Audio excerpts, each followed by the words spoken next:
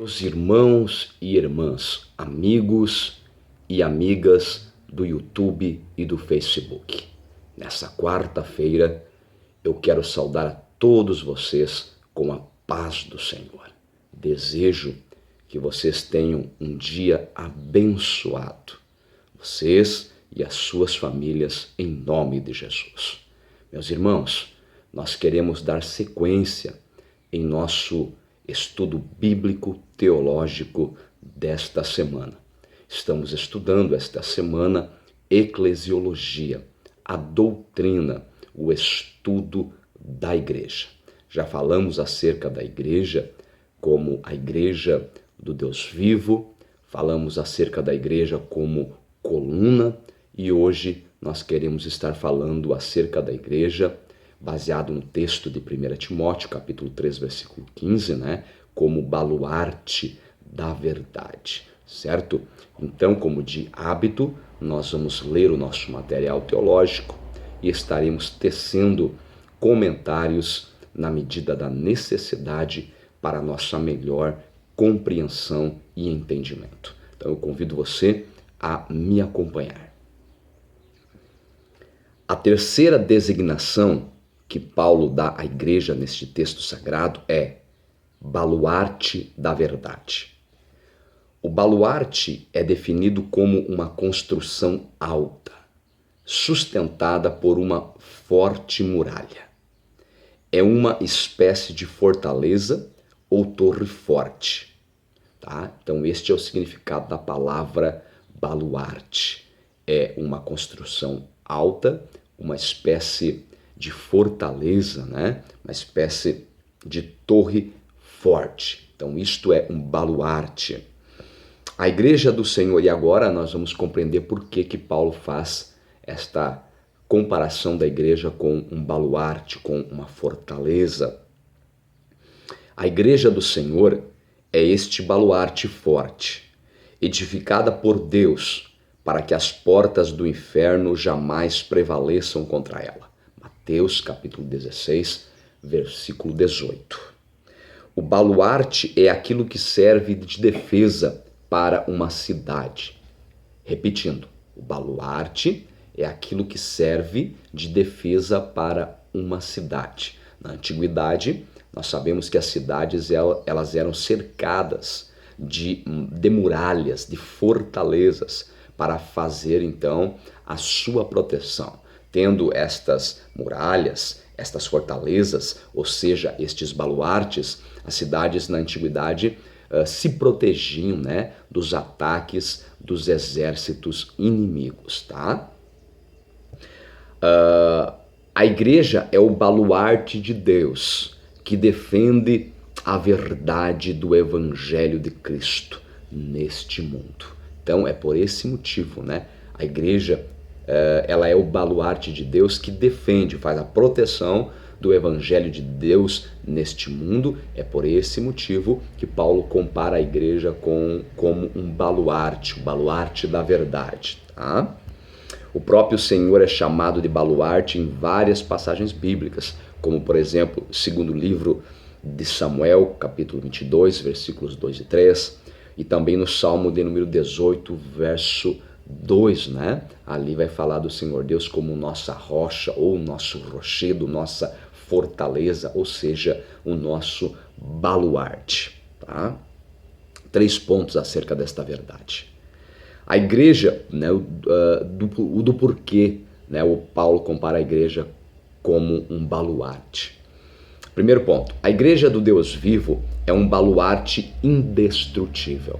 Tá? Primeiro ponto, a igreja do Deus vivo é um baluarte indestrutível. Na antiguidade, apesar das cidades na antiguidade se revestirem dessa proteção, construírem essas enormes fortalezas, muralhas, baluartes para a sua proteção contra os ataques dos exércitos inimigos, nem sempre eles conseguiam atingir esse objetivo. Às vezes os exércitos inimigos conseguiam romper esta proteção, essas fortalezas, tá? Porém, com a igreja isso não acontece. A igreja é um baluarte indestrutível. porque o próprio Cristo fez menção, né, como nós frisamos aqui, Evangelho segundo Mateus, capítulo 16, versículo 18, que as portas do inferno não prevalecerão contra a minha igreja, disse o Senhor, né? Então, por esse motivo, a igreja do Deus vivo é um baluarte indestrutível. O inimigo pelejou de todas as formas, através da história, para tentar destruir este baluarte da verdade chamado igreja. Mas não conseguiu. Levantou trincheiras, fez tudo o que pôde.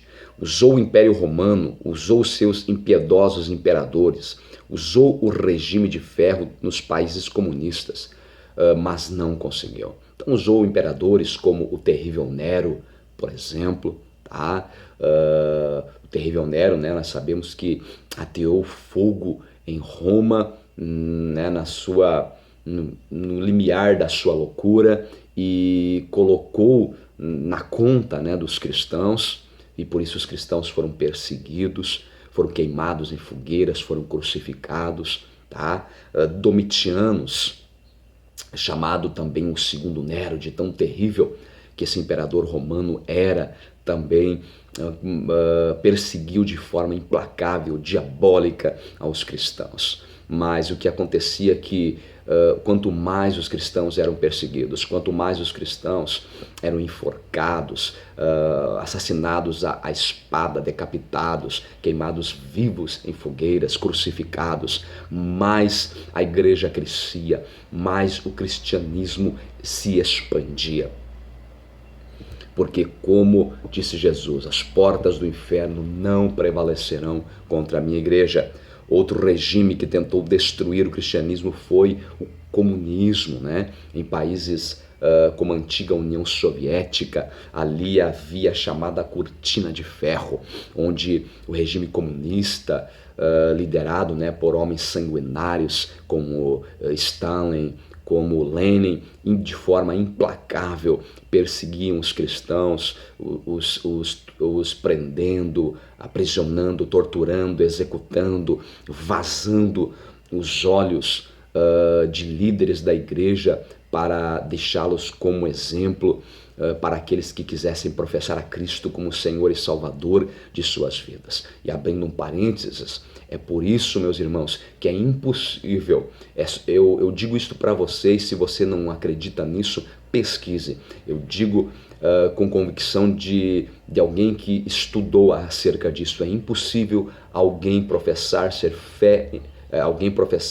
ter fé em Cristo e ser de esquerda, ser de partidos cujo viés ideológico é o comunismo, é o socialismo. Porque o comunismo e o socialismo são dois lados de uma mesma moeda. E por que comunistas e socialistas odeiam de forma implacável o cristianismo? Porque para o comunismo, para o socialismo, Deus é somente o governo. Eles odeiam a ideia do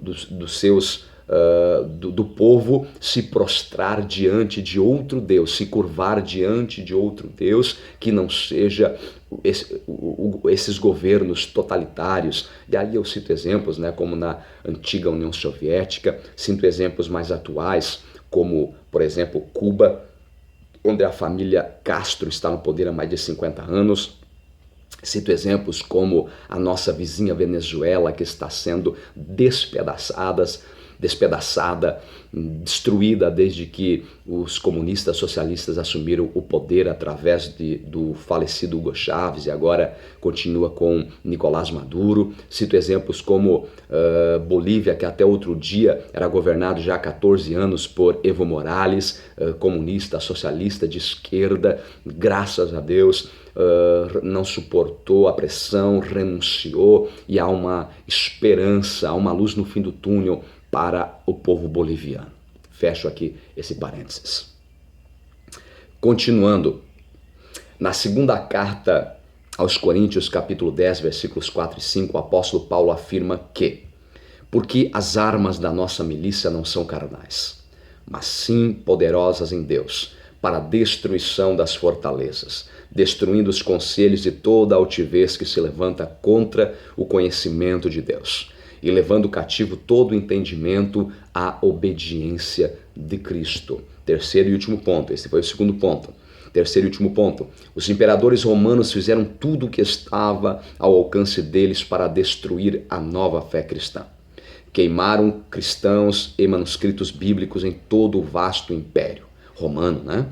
Apesar de todo esforço dos imperadores pagãos em tentar varrer a igreja da face da terra, em menos de 3 séculos, o cristianismo veio a se tornar a religião oficial do Império Romano, o mesmo império que deu o veredito da crucificação de Cristo através de Pilatos, o seu representante legal. Menos de 3 séculos depois, seus imperadores, começando por Constantino, estavam se submetendo ao senhorio de Jesus Cristo, o homem que eles haviam crucificado. Então, meus irmãos, é isto.